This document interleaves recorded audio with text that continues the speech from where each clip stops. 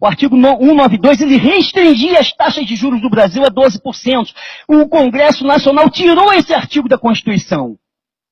É inacreditável, são inimigos infiltrados dentro do Brasil. Nós precisamos entender isso. Quando o Fernando Henrique assumiu o governo na era do Itamar Franco, a dívida interna do Brasil, era de 30 bilhões de reais. Quando o Fernando Henrique saiu do ministro e foi presidente, a dívida era de 60 bi de reais. No final do governo Fernando Henrique, ela chegou a 687 bilhões de reais. E no final da era Lula, quase 1,6 trilhão de reais. Tá? Então, a dívida interna saiu de 30 bilhões de reais a 1,6 trilhão de reais. E com isso nós chegamos ao ano de 2015, com uma dívida interna, depois da era Dilma, de 4 trilhões de reais, quase lá, e uma dívida externa, que era de 220 bilhões no início do governo Lula, agora chega a 545 bilhões de dólares. Mais do que duplicou na era PT. E ele ainda diz que pagou a dívida. Vocês lembram disso? Ele foi a público dizendo que pagou a dívida. Isso é um absurdo, é uma grande mentira. E teve gente com curso universitário, até mestrado, doutorado, que acreditou nessa balela. De quanto era a dívida com o FMI? 15 bilhões de reais. Ele pagou a dívida, mas emitiu o título, transformou isso em título da dívida externa, a 16% ao ano, e elevou a dívida externa para 4 trilhões de reais.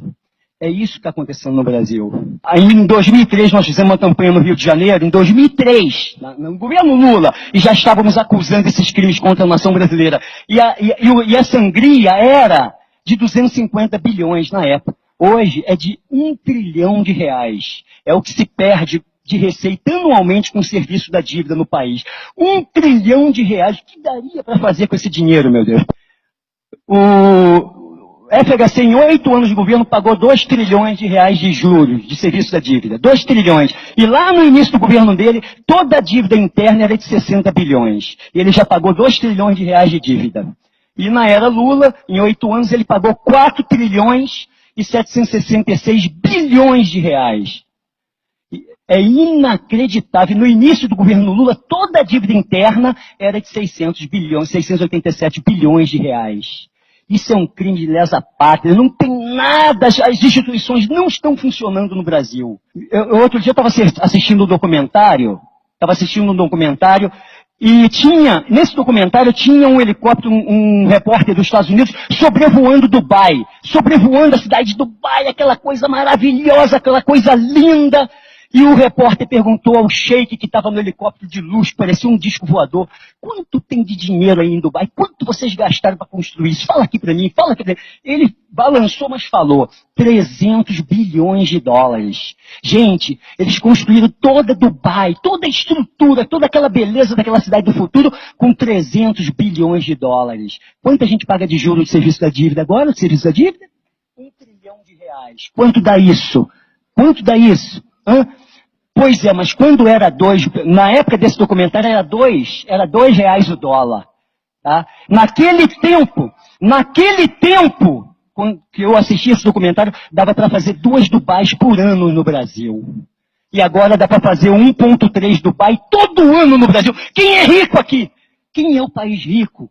Me fala, então eu não aceito chamar o Brasil de país pobre ou atrasado. Eu não aceito isso. Isso é propaganda enganosa que foi inserida na cabeça das pessoas, inclusive de intelectuais, de acadêmicos, porque a mente dela, de grande parte da sociedade brasileira foi contaminada por uma psicologia derrotista, que é uma ficção. O Banco Central é público ainda, mas se comporta como se fosse privado. Ele não cumpre com as suas funções. Quais são as funções do Banco Central? Regular taxa de juros e emitir moedas para desenvolver o desenvolvimento do Brasil.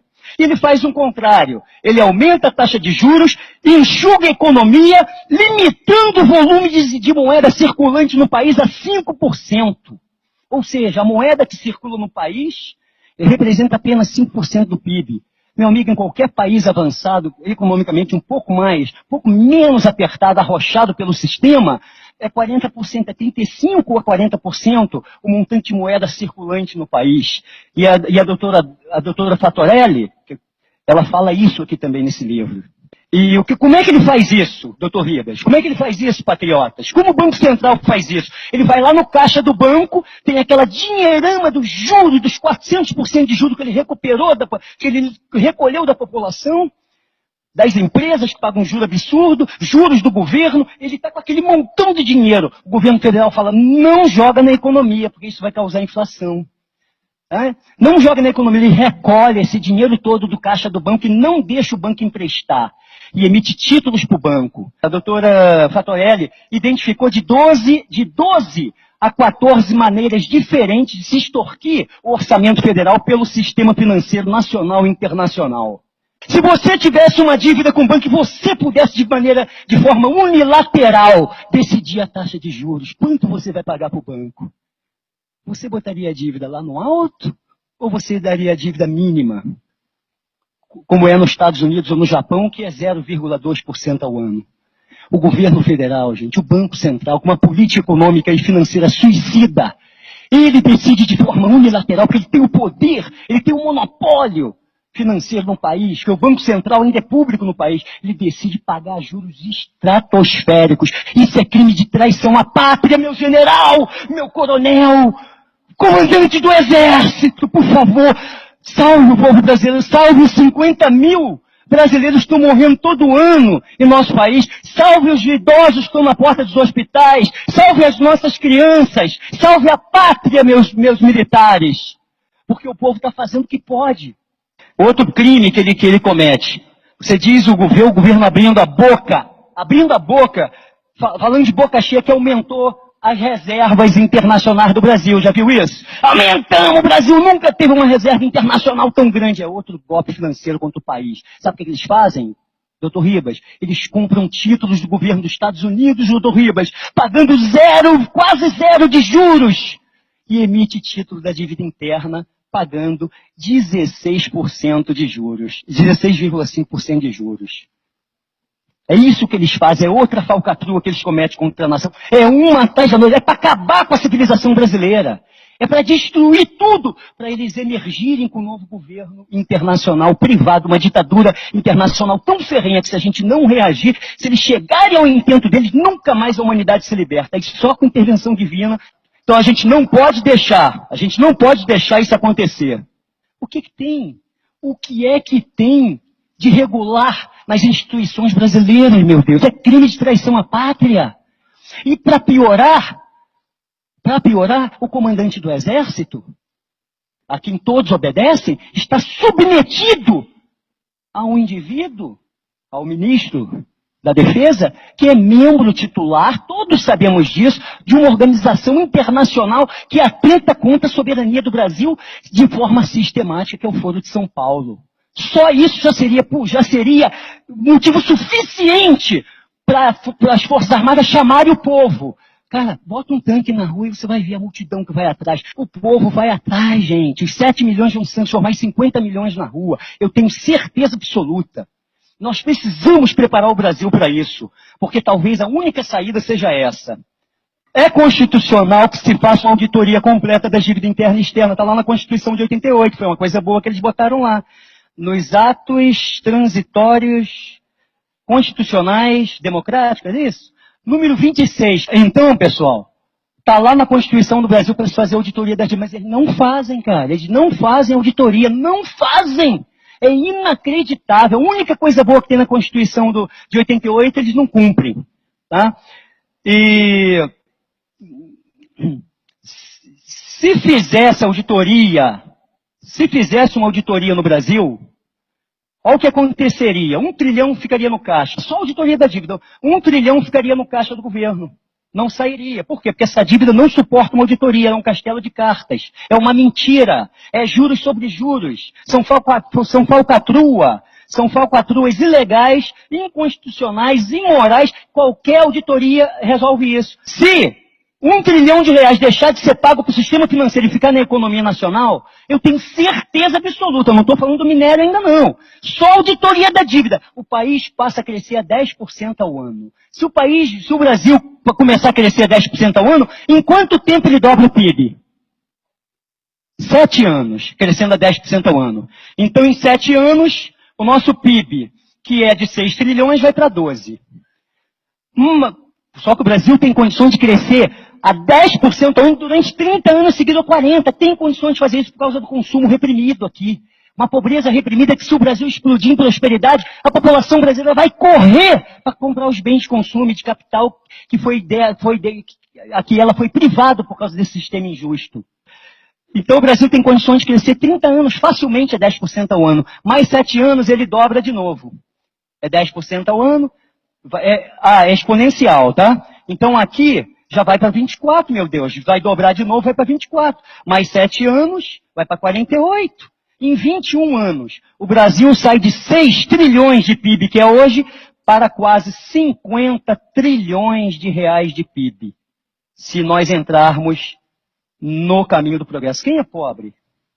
Se a gente chegar a 50 trilhões de PIB, num ciclo industrial magnífico que levaria 20 anos só, o Brasil estaria disputando com os Estados Unidos a primazia da primeira economia mundial. Vocês podem fazer as contas, você vai ver que 50 trilhões fica perto de 20 trilhões de dólares, que é o PIB dos Estados Unidos. Está entendendo isso? Os nossos potenciais sendo enterrados por uma mentira absurda de que nós somos pobres, atrasados, ou seja lá o que for. Eu não aceito esse termo nação de terceiro mundo, isso foi criado por eles. Não aceito esse termo de país pobre, isso foi criado por eles, para inserir na cabeça do povo a psicologia derrotista que mantém a maioria dos brasileiros, não todos, se arrastando como cobras, como ratos. Tem um remédio para isso, para resolver esse problema. Um remédio ideal seria a intervenção constitucional pelo poder instituinte feita pelo povo brasileiro. Só que parece que nesse momento a gente ainda não conseguiu criar uma massa crítica para isso. Tem quantas pessoas conscientes no Brasil que despertaram? 1 milhão, 2, 3? Eu não sei. Entendeu? Mas o ideal seria essa intervenção com apoio dos militares. No dia seguinte, depois de uma possível intervenção popular, constitucional, com apoio dos militares, quando aplicar o estudo de cenários e fizer um governo provisório, um governo transitório, constituído, um Estado maior constituído de civis e militares, tá?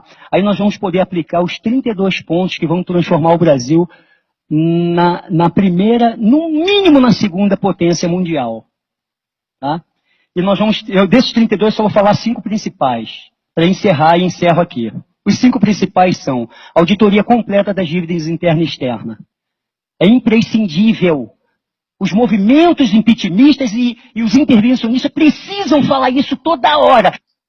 Depois da auditoria, Banco Central público e financiando o governo federal. Nunca mais o governo federal, isso tem que ser artigo constitucional, pode pegar 1 centavo emprestado com nenhum banco, nem interno e nem externo. Auditoria completa de todas as privatizações que foram feitas. Aumento do efetivo das Forças Armadas para 1 milhão de mulheres e homens em armas. De 370 mil para 1 milhão de homens e mulheres em armas. E para finalizar, o último item. Uma contra-revolução cultural no Brasil.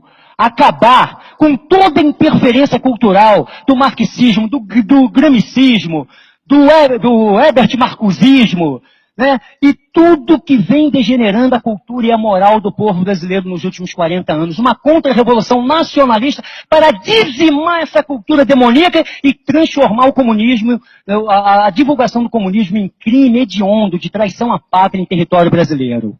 O seu Levi, que foi a salvação da mudança política brasileira, ele no mês ou 2 que ficou aí, ele aumentou os juros de 250 para 360 bilhões ao ano. Ele foi lá só para aumentar o serviço da dívida. Então veja, não é uma questão, por exemplo, o Odebrecht, né? O Marcelinho Odebrecht está em cana, por quê? Porque ele superfaturou obras públicas, não é verdade? Ele e outros mais, né?